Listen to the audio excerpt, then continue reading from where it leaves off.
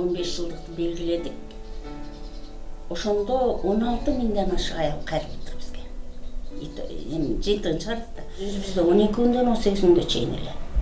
Ошонун ичинде биз проблемасын чечип, юридикалык болобу, соттошобу, алимент кыркабы, балдарын бөлүштүрүүбү маселелер чечилгенден кийин анан кете беришет.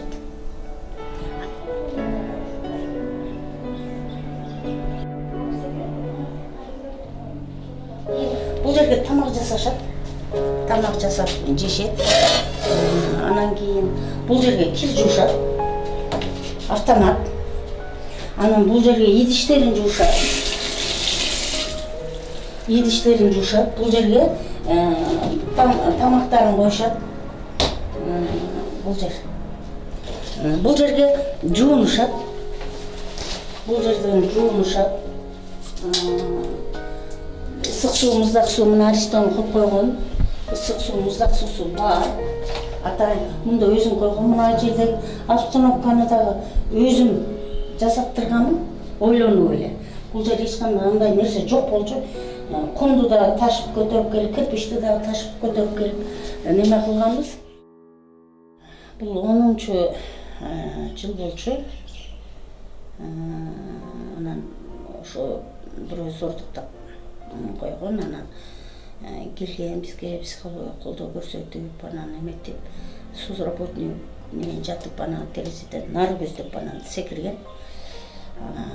Жакшы, менин пешенемби же ошо кыздын пешенеси өлбөй калды. Соцработник бар эле, мен үйдө элем.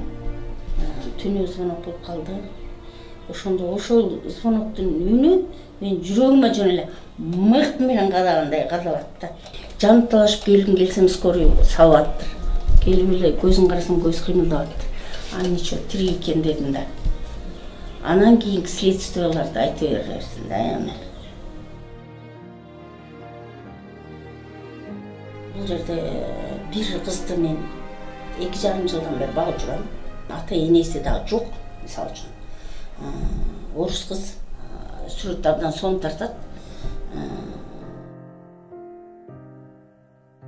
Анан ар дайым бир нерсе болсо мага убакыт бөлүп берген.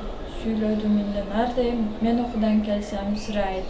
Манайың кандай, жакшыбы, бар жогу, зыңк бекен деп айтат да. Анан ошо ол аябай боорукер. Ошо мен азыр апа деп жүрөм. Уже 2 жылдан бери ошол жерде жашасам, мага апа болду.